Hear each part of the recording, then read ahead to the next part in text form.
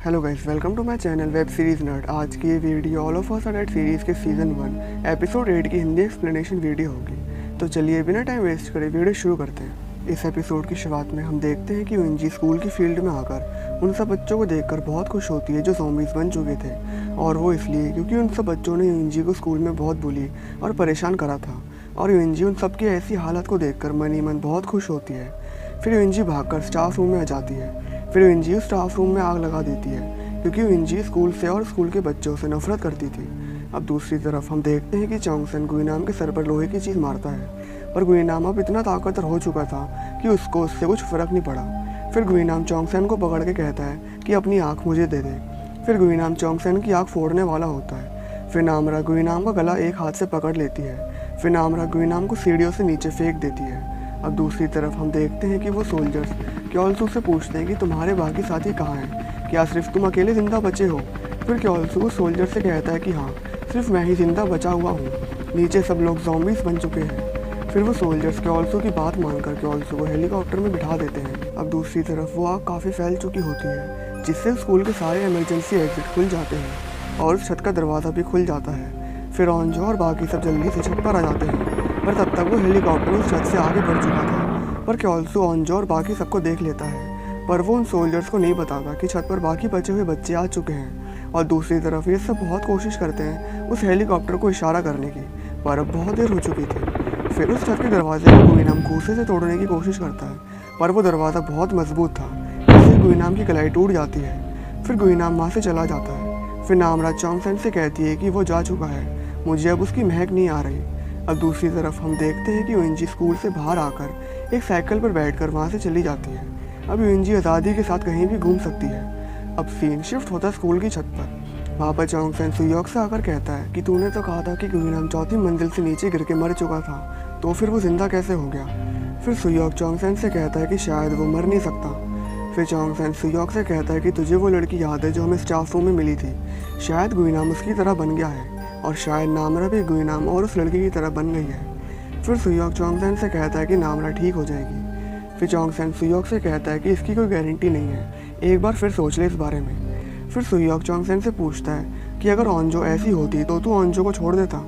फिर चोंगसेन सुयोक के सवाल का जवाब नहीं दे पाता, क्योंकि चोंगसेन को पता था कि अगर ऑन्जो नामरा की जगह होती तो मैं भी ऑन्जो को प्रोटेक्ट करता जैसे सुयोक नामरा को प्रोटेक्ट कर रहा है। फिर थोड़ी देर बाद ये सब मिलकर एसओएस का साइन बनाने के लिए लकड़ियाँ, पत्थर और बाकी सामान इकट्ठा करके एक बड़ा एसओएस का साइन बना लेते हैं। अब सीन शिफ्ट होता सॉन्गजे पर, जो ऑरेंज जिब्रिश की मरहम पट्टी कर रहा होता है। फिर सॉन्गजे ऑरेंज जिब्रिश से कहता है कि मुझे पता है कि तू यहाँ सिर्फ ज़ॉम्बीज़ की वीडियो शूट करने आया था, तुझे अपनी ज़िंदगी से प्यार नहीं है क्या।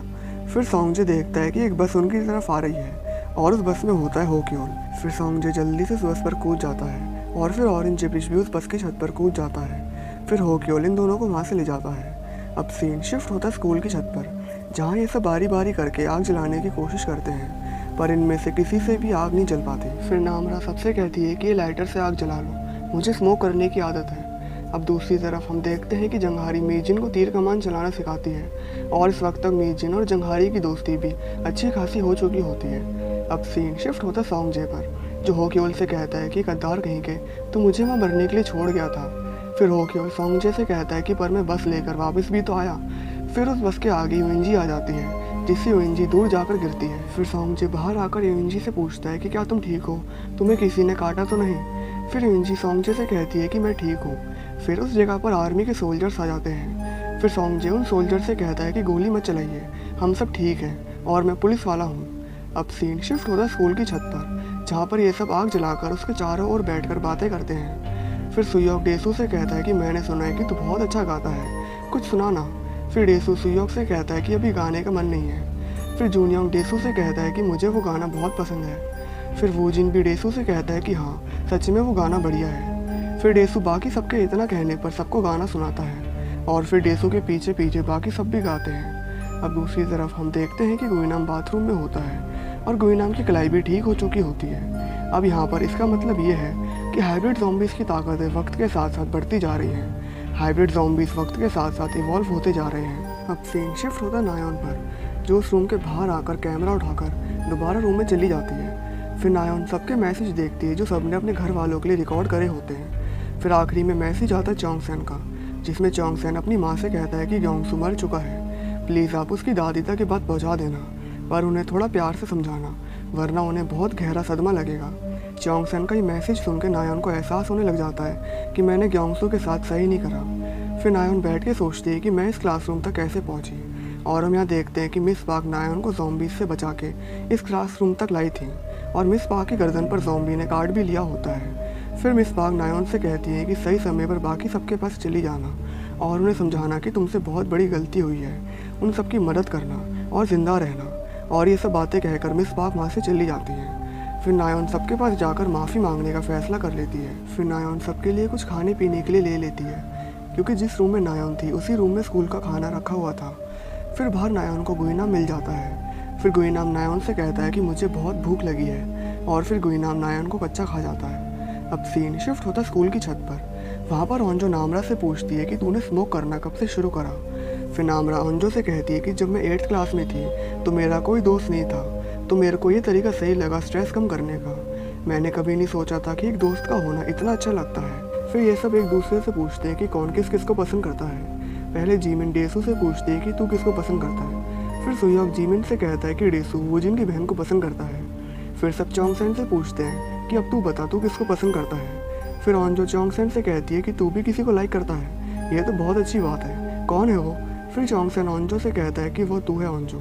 फिर ओंजो सबसे कहती है कि हम बचपन से साथ रहे हैं ना, तो इसलिए ये मजाक कर रहा है, ऐसा कुछ नहीं है। फिर चोंगसेन ओंजो से कहता है कि मैं मजाक नहीं कर रहा हूँ। फिर ओंजो को चोंगसेन की बात सुन के झटका सा लगता है, और फिर ओंजो वहाँ से उठकर छत के कोने में आ जाती है। फिर सुयोक चोंगसेन से कहता है कि जा उससे बात कर ले। फिर चोंगसेन ओंजो के पास आकर ओंजो से कहता है कि तुझे मुझे पसंद करने की ज़रूरत नहीं है, तेरे को सच बताकर मेरा दिल हल्का हो गया।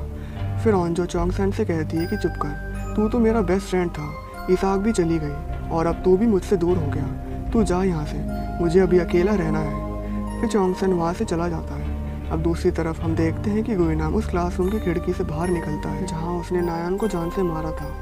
फिर गुइनाम पानी के पाइप की मदद से स्कूल की छत तक पहुँचने की कोशिश करता है। फिर थोड़ी देर बाद ओंजो देखती है कि गुइनाम छत तक आ गया है, और ये देखकर ओंजो डर जाती है। फिर गुइनाम ओंजो को पकड़ लेता है, और फिर चोंगसेन ओंजो को बचाने के लिए आता है, और गुइनाम चोंगसेन को गिराकर उसकी आँख फोड़ने की कोशिश करता है, और ये एपिसोड यहीं पर खत्म हो जाता है। तो आप मुझे नीचे कमेंट करके बताइए कि आपको ये एक्सप्लेनेशन कैसा लगा, और अगर आप इस चैनल पर नए हो तो इस चैनल को सब्सक्राइब करके साथ में लगे बेल आइकन को भी प्रेस कर दो। तो चलिए मिलते हैं आपसे इसके नेक्स्ट एपिसोड 9 में। तब तक के लिए good bye, take care and thanks for watching.